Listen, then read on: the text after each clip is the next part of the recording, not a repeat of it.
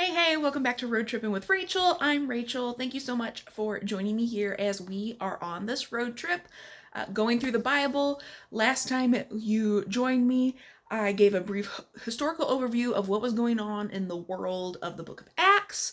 Acts is considered the book of history within the New Testament. It tells a lot about what was going on, kind of with the boots on the ground, with the early church, how Christianity spread from Jerusalem up into the Western world and through the Middle East and even into the northern part of Africa. And it really hones in on some major characters that are very important within the history of the church. They did a lot to form it, how we have church polity. There's a whole lot that goes into the book of Acts. But now we are actually going to start going through the book itself.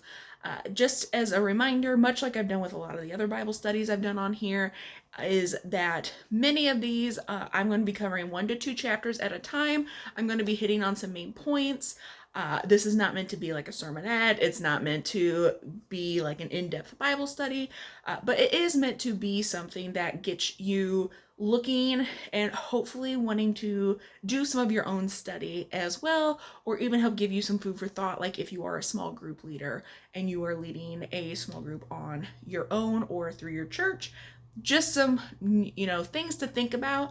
I have found that there are very few churches that actually prepare a lot of small group leaders for what it is that they are leading or studying. And so I really do want this to be a resource for you. Aside from, if you're new here, the occasional life updates that I give and the actual road trips that I go on, which next week when you watch, I'm going to be sharing a little bit about my story of going to Cleveland actually on a work trip. I didn't do any filming on that one just because I was there to work and work I did. But hopefully you will all come to enjoy this Bible study. So let's just hop in straight into Acts chapter 1, and I don't read these to you. I trust that if you are good and you are smart enough to find your way onto YouTube, you can probably read, or we have so many audio Bibles available now, utilize the resources that you have. So one big point I really want to start with is that when Luke opens the book of Acts, Luke is the author. He is also the author of the Gospel of Luke. But when Luke opens the book, he immediately from the get-go really establishes his credibility. So he does this in a few different ways. One way that he does this is that he addresses this to a specific person.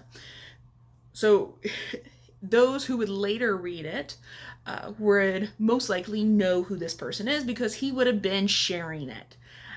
So by directing it to a specific person, we're able to say yes, this is a real guy. He lives down the street. He's, Eunice's grandson, whatever. People would know who this was. Another thing that he does is that he reiterates historical events that happened that would have included a lot of witnesses. So Luke talks about Jesus' ascension. He mentions that, yes, he was with the disciples for 40 days. He went up in a crowd of great witnesses, that there were a lot of people who saw him. So he's establishing that credibility there. Another thing that he does is that he also references other things that have happened. So if you read just the first couple of verses of the book of Acts, you see where he references other things that Jesus has done. So, by the way, I'm just going to throw this out there. If you haven't read the book of Luke, I would recommend going through Luke's gospel, reading that, and then hopping into Acts, just because it helps with the flow. You understand what he has talked about and then where he picks up at. Just makes things easier. I didn't do that for here because I was excited to get back into the book of Acts and because I did a gospel in 24. We went through the Gospel of John. So I wanted to go on ahead and tackle, a different type of literature here. Okay. So that is really where Luke starts at. He establishes his credibility. The next major thing that we really see through chapter 1 is that we are focusing in on the directives that Jesus gives before his ascension. So Luke establishes his credibility. That credibility includes the ascension, but then we look at what Jesus did and his final directives that he gives to the people who were there and who were his witnesses. And a lot of that is like, you need to stay here in Jerusalem. That is because later on we will read Pentecost is coming. Pentecost is for someone who maybe hasn't grown up in church. Pentecost is actually a celebration. It coincides with another Hebrew celebration where the Holy Spirit came down and indwelt believers. So it is when they'll begin speaking in tongues. We're going to get into that soon. Pentecost is if you follow the liturgical calendar, Pentecost is a very important day because it's considered like the last major event of the liturgical calendar, like that kind of like ends the like life of Jesus, like as you're going through it, and then the rest of it is common time up until you hit Advent. Then once again, if you're Protestant, though, you would also include the Reformation in there, which is on October 31st. So just a little aside for you, because I know you love those little like side trivia things that I sometimes toss in here. But Acts 1:8 is where Jesus says, make sure you stay here because I'm sending someone to you. And this really, some people might say, well, this contradicts the Gospels. No, it actually doesn't, because Jesus says, like, you're going to be my witnesses in Jerusalem, Judea, Samaria, and to the ends of the world.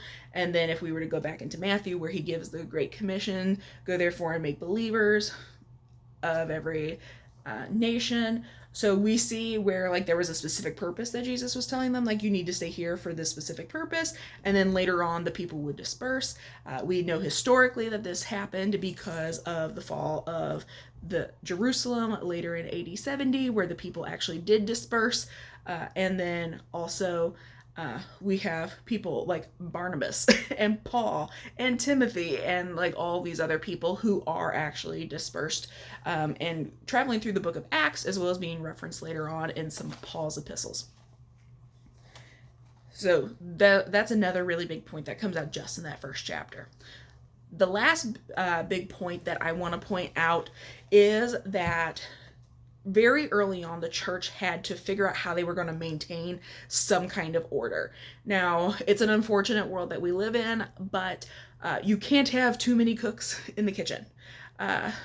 So whenever you have too many people all trying to be in charge, all it actually does is cause mass chaos. And Peter just happens to be the person who was just a very natural spokesperson for the 12 apostles. Now, the 12 apostles are disciples, but not every disciple was an apostle. Apostle was meant to just be directed towards that group that was the closest to Jesus and who were with him like through the entirety of his ministry. There were many, many other people who were also a part of the ministry, but these are the 12 that were the closest to him. One of those 12 being Judas Iscariot, who dies. Betrayed Jesus, he dies. He's gone. We're not worried about him anymore. However, you have to keep in mind that with Peter stepping forward and really being the spokesperson for the group, I mean, there was just some really practical purposes for this. It wasn't because like he was better or because he was just a natural born leader. It was really just very practical. Peter was probably the loudest of the group.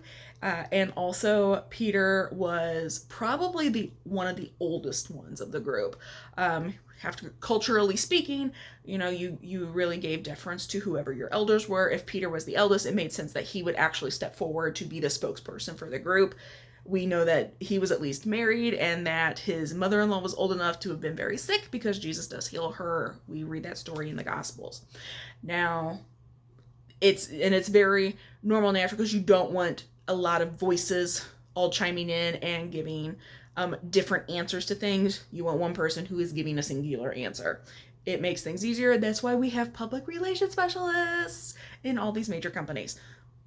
Like it just makes things easier when there is a single point person that is involved. But also, taking a page out of Exodus chapter 18, It is also beneficial that you had the 12 apostles, and they did select another person. His name's Matthias. There were basically, it was the first time the church ever had to have a search committee, and that was to figure out who was going to fill Judas's spot. It ends up being Matthias, and Matthias joins the ranks because he had been there apparently the entire time. He was well thought of, and he was the one that they ultimately ended up choosing. You don't really hear a lot about him later on, but there you go. Now, with that, though, they chose to go on ahead and keep the 12 apostles really in positions of authority within the fledgling church. Now, this wasn't necessarily because they thought they were better than anyone else. They were just the ones who were closest to Jesus. And also, taking that page out of Exodus 18, that is where Moses, back in Exodus, Moses' father-in-law, Jethro, suggests to him that you really need to divvy up your responsibilities and delegate things. So by having the 12, it allowed like duties and responsibilities to be divvied up amongst them much more evenly. Now we will later see that that wasn't enough, that they eventually do have to establish an additional church office, but by having the duties and responsibilities that come with ministering to people, that having those split up, it made it easier, because you have to remember these guys all still had, most of them probably still had families. They had to be able to pay for their housing. They had to be able to buy food. Even though the church will come together and they'll be sharing everything together, you still had to bring something to the table, which means you still needed to be employed, okay? And if you know anyone who is a bivocational pastor, they work hard. Like, it is a lot of work because ministering is a full-time job, but then it doesn't necessarily pay well. So then you have to have, your quote unquote real job that is able to actually provide for yourself and your family. It's a lot of work, and trying to keep that stress from getting out of hand is very important. So, kudos to all the bivocational pastors that are out there, and bivocational ministers and directors, or people who just volunteer their time. Kudos to you. You are the unsung heroes of the church. I greatly appreciate you, and I see you. Thank you. But with that, though, it makes sense that they kept the positions to 12, because you have to remember these are a bunch of Jewish men. And 12 is very symbolic within the Jewish culture. The 12 tribes of Israel. We see 12 repeated pretty often throughout scripture, both in the Old and in the New Testament. So 12 was just a key number for them. I think if Jesus had only had 8, they probably would have just kept it at 8. That's my personal opinion. I don't know that for a fact. Just tossing that idea out there. But, it would be something nice to discuss in your small groups about the purposes of 12.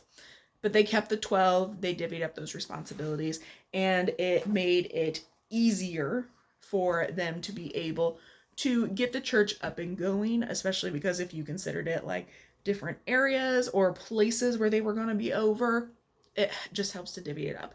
It also sets the scene and kind of gives you a historical backing then for churches that practice more of a Presbyterian style of church polity.